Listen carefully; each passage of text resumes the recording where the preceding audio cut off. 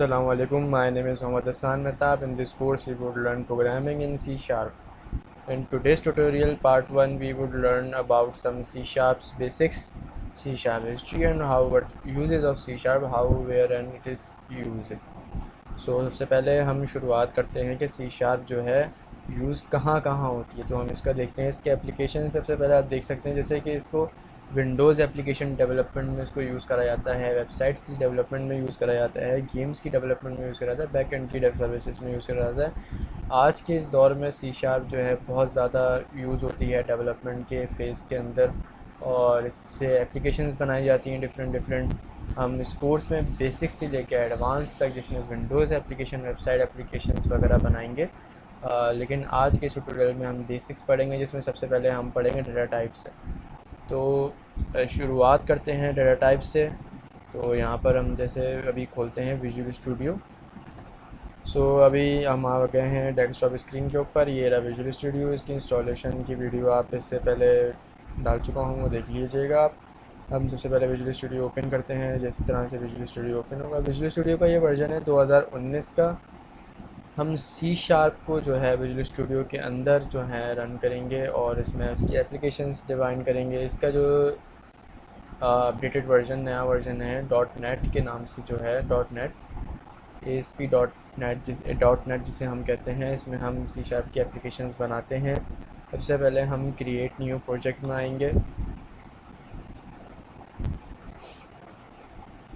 Create new project में आने के बाद ये हमें टेम्पलेट्स शो करता है कि आप किस तरह के प्रोजेक्ट्स के टेम्पलेट्स करना चाहते हैं। इसमें कंसोल एप्लीकेशंस होती हैं, विंडोज़ एप्लीकेशंस होती हैं, काफ़ी सारी इसमें चीज़ें होती हैं। डिफरेंट डिफरेंट टेम्पलेट्स हैं हर विंडोज़ के और हर चीज़ के हैं। तो C शार्प के ऊपर जो है, इसमें हम कंसोल एप्लीकेशन का टेम्पलेट यूज़ करके C शार्प का प्रोजेक्ट बनाएंगे, ठीक है। और इसमें हम सबसे पहले पढ़ेंगे डेटा टाइप्स के बारे में। तो जैसे कि अभी ये लोड हो रहा है, और अभी ये सेकंड ऑप्शन, फिर उसके बाद अभी आ गई है हमारी स्क्रीन, जिसमें हमें कह रहा है कि आप कोई अपना प्लेटफॉर्म या कोई एक ऐसी चूज़ करें।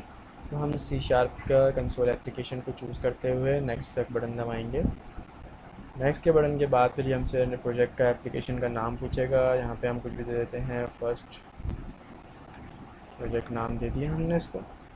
यहाँ से हम क्रिएट करेंगे। इस आपको ये मालूम होना चाहिए कि ये विजुअल स्टूडियो IDE है, इस पर C शार्प की है, हम प्रोग्रामिंग यूज़ करेंगे, ठीक है। और इसमें C शार्प की एप्लीकेशंस को डेवलप करेंगे C शार्प के थ्रू हम। तो जैसे ही ये ओपन हो जाता है, हम जब तक यहाँ पर कुछ डेटा टाइप्स, जो बेसिक स्टार्टिंग प्रोग्रामिंग की जो हर लैंग्वेज की स्टार्टिंग होती है, इसके बारे में हम अगर थोड़ा सा पढ़ लें। तो डेटा टाइप्स क्या होते हैं हमारे पास। डेटा से क्या मुराद है कि वहाँ वो जगह जहाँ पे हम अपना कोई इंफॉर्मेशन, कोई चीज़ ऐसी स्टोर करी जाए, डाटा कहलाती है। तो डाटा की टाइप्स होती हैं, जैसे कि डाटा नंबर्स में भी होता है हमारे पास, डाटा जो है वो करेक्टर्स में भी होता है, बूलियंस में भी होता है। डिफरेंट डिफरेंट डाटाज होते हैं हमारे पास करेक्टर, स्ट्रिंग वगैरह में। तो यहाँ पे 5 तरह के हम डाटा टाइप देखेंगे, जिसमें जो है सबसे पहले आता है integral data type. Integral data type होती है जिसमें मतलब इंटीजर्स, इंटीग्रल से आपको खुद मालूम हो रहा होगा कि नंबर्स की बात हो रही है यहाँ पे। इसमें आते हैं सबसे पहले बाइट। बाइट के बाद इसमें ये 0 से लेकर 255 तक इसमें स्टोर करता है। फिर शॉर्ट है हमारे पास, फिर इंटीजर है, फिर लॉन्ग है। नंबर्स को स्टोर करने के लिए हमारे पास डिफरेंट डिफरेंट 4 किस्म के डाटा टाइप्स हैं, byte, short, int, long. Integral numbers की बात हो गई यहाँ पर, ठीक है। फिर उसके बाद अगर हम बात करें रियल नंबर्स, जैसा कि आपको मालूम होगा, फ्लोटिंग पॉइंट्स में जो नंबर्स होते हैं हमारे, फ्लोटिंग पॉइंट्स वगैरह में जो नंबर होते हैं हमारे, वो होते हैं फ्लोट। सबसे पहले पॉइंट में सबसे इम्पोर्टेंट फ्लोट होता है, उससे बड़ा डबल, उसके बाद डेसिमल्स। इसके बाद फिर आते हैं करेक्टर्स, फिर आते हैं स्ट्रिंग्स। स्ट्रिंग्स को भी हम डिस्कवर, सारे डेटा टाइप्स को हम अभी डिस्कवर करेंगे इस पहली एप्लीकेशन के अंदर अपनी। जैसे पीछे देख सकते हैं कि विजुअल स्टूडियो में पहली एप्लीकेशन हमारी फर्स्ट प्रोजेक्ट के नाम से यहाँ पे इस वक्त ओपन हो चुकी है, ठीक है। और इसका अभी पढ़ते हैं, इसके बारे में आते हैं। पहले हम डेटा टाइप्स को देख लें। डेटा टाइप में उसके बाद है हमारे पास बूलियन। बूलियन वर्क करता है सिर्फ दो के ऊपर, ट्रू और फॉल्स, ठीक है। इंटीग्रल्स क्या है, नंबर्स हमारे, ठीक है। ये वाले हमारे डेसिमल्स में जो पॉइंट्स की वैल्यू में जो नंबर होते हैं वो आ गए हमारे पास। करेक्टर में हमारे पास कोई भी अल्फ़ाबेट करेक्टर, कोई भी करेक्टर हो, करेक्टर कह लें कोई सा भी, तो हम इसको करेक्टर में करते हैं। फिर उसके बाद आता है स्ट्रिंग। स्ट्रिंग्स में आपके जो है ना में डिफरेंट किस्म की लेंथ होती है स्ट्रिंग की। जैसे कोई भी अपना सेंटेंस हो गया जिसमें हेलो वर्ल्ड, ये मेरा एक स्ट्रिंग हो गया। इसमें मैं क्या नाम है हेलो वर्ल्ड और मैंने एक्सक्लेमेशन मार्क्स लगा दिया, मेरे पास स्ट्रिंग में आ गया। बूलियन, बूलियन में जो है सिर्फ दो वैल्यूज़ होती है, ट्रू होती है या तो फॉल्स होती है बूलियन में वैल्यू। डेटा टाइप्स इसलिए यूज़ होती हैं, डेटा टाइप्स देखें, डेटा टाइप्स जो होती हैं एक मेमोरी एलोकेशन है पीछे। जो ये सामने तो आपकी ये स्क्रीन चल रही है, लेकिन इसके पीछे जो मेमोरी एलोकेशन हो रही है, किसी भी वेरिएबल के अंदर हम कोई भी नंबर, कोई भी नंबर हो गया, करेक्टर, स्ट्रिंग, बूलियन हम स्टोर करते हैं तो वो मेमोरी के एलोकेशन के थ्रू इन डेटा टाइप्स में सेव होता है। अगर आपने नंबर स्टोर करवाना है तो आप इंटीग्रल में इन चार डेटा टाइप्स का यूज़ करते हुए आप किसी भी उसमें करवाएंगे। डिफरेंट डिफरेंट इंटीजर, शॉर्ट अलग में, फ्लोट डबल में पॉइंट्स इसमें स्टोर होते हैं, करेक्टर, फिर स्ट्रिंग, फिर बूलियन आता है। ठीक है, एक एक करके हम अभी डाटा टाइप को डिस्कवर करते हैं। अच्छा, ये पहला स्क्रीन हमारे पास शो हो गई है यहाँ पे इस वक्त हमारे पास। ये हमारी स्क्रीन है, सी शार्प की प्रोग्रामिंग इसमें है, डॉट नेट का फ्रेमवर्क है ये। ठीक है, और सबसे पहला प्रोग्राम है console dot write line. Console का क्या मतलब है? ये कंसोल एप्लीकेशन है। ये एक कंसोल एप्लीकेशन है जिसमें हम राइट करवा रहे हैं हेलो वर्ल्ड। इसमें सिंपल आप कुछ भी लिखेंगे, इस कॉमाज में, इन्वर्टेड कॉमाज में कुछ भी लिखेंगे, ये एज इट इज़ आपको स्क्रीन पे आउटपुट की कंसोल की स्क्रीन पे प्रिंट करेगा। इसको यहाँ से स्टार्ट करा जाता है, यहाँ से हमने इसको स्टार्ट करा। अब एक कंसोल की आपके पास स्क्रीन आएगी जिसमें आपको ये हेलो वर्ल्ड लिखा हुआ मिलेगा, क्योंकि ये राइट कर रहा है लाइन कौन सी, हेलो वर्ल्ड सिंपल। अभी यहाँ पे एक लाइन को हम राइट करवा रहे हैं। डेटा टाइप अभी यहाँ पे यूज़ नहीं किया है हमने कोई भी, ये स्ट्रिंग है, लेकिन ये एक इन्वर्टेड कॉमाज में है स्ट्रिंग, तो इसको हमें डेटा टाइप देने की ज़रूरत नहीं है, सिंपल ये प्रिंट है।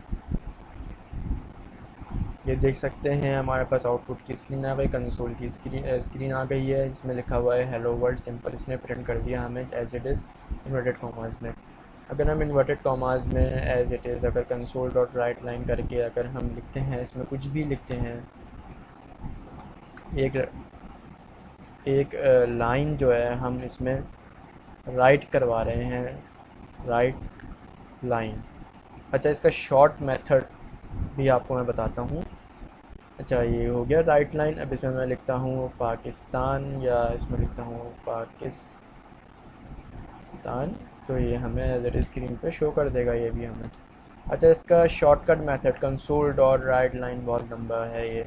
इसका शॉर्टकट मेथड दोस्तों इस तरह से होगा कि आपने CW दबाना है, CW लिखना है, फिर आपने 2 दफ़ा टैप दबाना है, 1 2। तो ये मुझे इसने शॉर्टकट में मुझे इसने लिख दिया। मैं यहाँ लिखूँगा जिंदाबाद। कंसोल डॉट राइट लाइन में जो भी लिखवाएंगे वो ऐसे इट आपको राइट, इस लाइन को वो राइट कर देगा सिंपल कंसोल के ऊपर। फर्स्ट प्रोजेक्ट आप इसको रन करेंगे यहाँ से।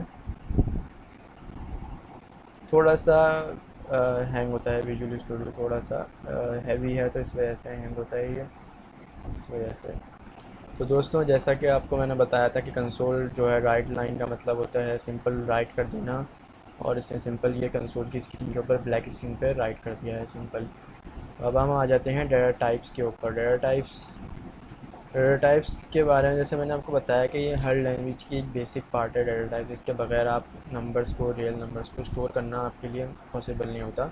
इसको आप स्टोर करना हो, आपने इनको इन डिफरेंट टाइप्स की डेटा टाइप्स को स्टोर करना हो तो आप इनका यूज़ करते हैं। सबसे पहले हम इंटीजर इंट को देख लेते हैं। इंटीग्रल जो टाइप होती है इसमें सबसे मेन जो यूज़ होती है वो इंट होती है। इंट का मतलब है कोई भी नंबर्स, ये होती है 4 बाइट्स की। इसमें 12 स्टोर करा मैंने इंटीजर में। वेरिएबल पहले आता है, ठीक है, डेटा टाइप आती है सबसे पहले, फिर वेरिएबल का नाम जो भी आप देना चाहें। यहाँ मैं देता हूँ एज, मैंने एज दे दिया इसका डेटा टाइप का नाम। वेरिएबल का नाम, उसके आगे इक्वल टू, फिर उसके आगे आप कोई भी वैल्यू इसमें स्टोर करवाना है। ये मेमोरी एलोकेशन। सो जैसा कि हमने देखा कि हमने इसमें वेरिएबल बनाया और इसमें हमने 12 स्टोर कर दिया। इसमें हम अब कंसोल इसको प्रिंट, अब ये एज इट इज़ इसमें स्टोर हुआ हुआ मेमोरी में। अगर हमने इसको स्क्रीन पे शो करवाना है किसी यूज़र को, तो हम किसका इस्तेमाल करेंगे? हम इसका राइट लाइन का इस्तेमाल करेंगे ताकि हम उसको इस लाइन को राइट करवा सकें इसको।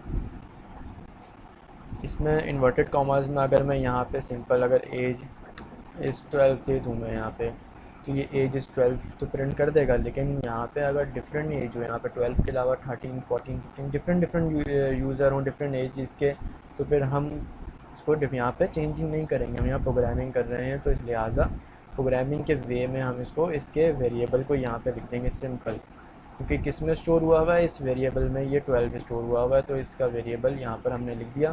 तो इस लाइन को जब वो राइट करेगा तो देखेगा कि एज में जब वो जाएगा कि देखेगा कि वो इंटीजर है, और यहाँ पर जब वो आएगा देखेगा तो उसमें 12 स्टोर है, तो वो एज इट इज़ सिंपल 12 को आपको सामने स्क्रीन पे प्रिंट कर देगा। ये कंसोल की स्क्रीन पे ये अभी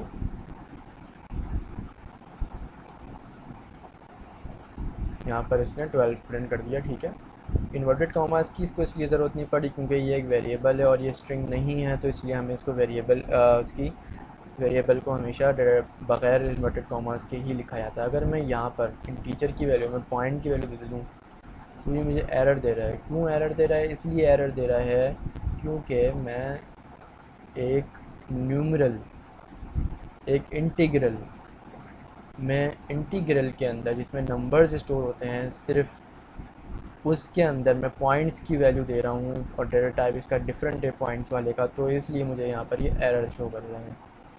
अगर मैं इसको नेगेटिव में देता हूँ तो भी मुझे एरर नहीं देगा। ये क्यों? क्योंकि ये नेगेटिव से लेके पॉजिटिव के जितने भी नंबर्स होते हैं विदाउट फ्लोटिंग पॉइंट, ये इसको स्टोर कर देगा। यहाँ मैंने 13 करा, अब मुझे प्रिंट करेगा 13, क्योंकि ज़ाहिर से डिफरेंट यूज़र्स होते हैं, उनकी एजेस भी डिफरेंट होती हैं, तो वो एजेस चेंज होती रहती हैं, तो इसी तरह से ये हमें 13 कर देगा। हमें इसलिए हमने स्ट्रिंग में इसको इन्वर्टेड कॉमास में नहीं लिखा क्योंकि चेंजिंग होती रहती है, तो डेटा टाइप के वेरिएबल को हम राइट लाइन में लिखेंगे तो वो हमें प्रिंट कर देगा उसको सिंपल। अच्छा, अगर अभी हम फ्लोट को देख लेते हैं इंटीग्रल के बाद, अगर हम न्यूमरल के उसमें आते हैं इसमें, तो फ्लोट में हमारे पास हम देते हैं रेशियो, सिंपल रेशियो एक वेरिएबल है। ठीक है, रेशियो की जगह आप कोई भी वेरिएबल लिख सकते हैं। यहाँ पे पॉइंट्स करके आप एक वेरिएबल बना सकते हैं, किसी भी नाम का कोई वेरिएबल बना दें आप। पॉइंट्स की जगह पे यहाँ पर बी के नाम से वेरिएबल बनाते हैं तो ये स्टोर कर देगा। इसमें आप 12 स्टोर करा, नो इशू, क्योंकि अब बड़े डाटा टाइप में फ्लोट जो है वो बड़ा डाटा टाइप है। फ्लोट जो है वो 8 बिट्स का है, 8 बाइट्स का है, सॉरी 8 बाइट्स का है, और इंटीजर जो है वो 4 बाइट्स का है। तो आप कभी भी बड़ी चीज़ में आप छोटी चीज़ अगर रखते हैं तो वो आराम से आज ईज़िली आ जाती है, लेकिन अगर आप इंटीजर में बड़ी चीज़ को जब आप रखेंगे तो ये आपके लिए प्रॉब्लम क्रिएट करेगी। इसलिए जैसे कि यहाँ पे अगर मैं इंटीजर में पॉइंट की वैल्यू रखता हूँ, फ्लोटिंग की वैल्यू रखता हूँ, तो ये मुझे एरर देगा क्योंकि मैं छोटी चीज़ में बड़ी चीज़ रख रहा हूँ। यहाँ मैं बड़ी चीज़ में छोटी चीज़ रख रहा हूँ, मतलब फ्लोट के अंदर इंटीजर की वैल्यू रख रहा हूँ, तो मुझे नो इशू, कोई क्रिएट इशू नहीं करेगा। लेकिन मैं यहाँ पे पॉइंट की वैल्यू में इसको करूँगा पॉइंट एफ़ लगाना लाजमी है क्योंकि ये फ्लोटिंग पॉइंट है, तो फ्लोटिंग पॉइंट में एफ़ लाजमी होता है। ये देखें यहाँ पे मुझे शो कर रहा है कि represent a single precision floating point number से मुझे शो कर रहा है। अब मैं यहाँ एक और कंसोल डॉट राइट लाइन लिखता हूँ, CW जैसा शॉर्टकट मेथड बताया गया है CW, और इसमें मैं B को प्रिंट करवा देता हूँ सिंपल। इन्वर्टेड कॉमास की हमें नीड नहीं है क्योंकि ये वेरिएबल है। वेरिएबल बगैर इन्वर्टेड कॉमास के सिंपल राइट लाइन में आ गया तो ये हमें B प्रिंट कर देगा। ज़्यादा स्लो है थोड़ा सा विजुअल स्टूडियो क्योंकि जो है बहुत हैवी है, और जो है ये इसने हमें यहाँ पे 12.5 शो कर दिया 13.5 से, 13 से पहले। एज का वेरिएबल हमारे पास नीचे था, उससे ऊपर ये था। तो आज हमने पढ़े हैं इंटीजर और फ्लोट के डेटा टाइप्स। ठीक है गाइस, इसके बाद करैक्टर, स्ट्रिंग और बूलियंस को हम अगली वीडियो यानी ट्यूटोरियल 2 में हम इसको फॉलो करेंगे कि आगे करैक्टर में क्या होता है और स्ट्रिंग में क्या होता है और बूलियन में, इसको फिज़िकली हम यहाँ पे विजुअल स्टूडियो के सी शार्प में अप्लाई करके देखेंगे। ठीक है, अब तक के लिए इतना ही। ठीक, थैंक यू वेरी मच। अल्लाह हाफ़िज़।